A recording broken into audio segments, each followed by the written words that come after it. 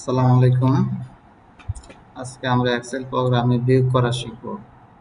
Excel প্রোগ্রামে এক সংখ্যা থেকে অন্য সংখ্যা বিয়োগ করার জন্য সাধারণ একটু কাজ করতে হবে। সেটা হচ্ছে আমি যে করে ফলাফল দেখতে চাই সে করে মাউসের কার্সর রেখে সমান চিহ্ন দেব।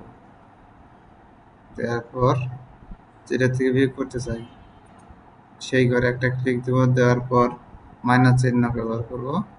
তারপর কোন সংখ্যাটা বাদ দিতে চাই সেই ঘরে আবার ক্লিক করব। ক্লিক করার পর ইন্টার বাটন প্রেস করব। দেখেন এটার থেকে এটা বিয়োগ হয়ে বিয়োগফল এখানে এসে উপস্থিত হয়েছে। এখন বাদ বাকিগুলা যুগের মতোই এই প্লাস আইকনের চাপ দিয়ে ধরে নিচের দিকে আনলেই বিয়োগফল নেমে যাবে। আর এই বিয়োগফলের যোগফল নিচে নামানোর জন্য নিচের ঘরে রেখে অটো সামে ক্লিক করে ইন্টার বাটন প্রেস করলে এই দিকে আবার যোগফল এই দিকে নেমে যাবে।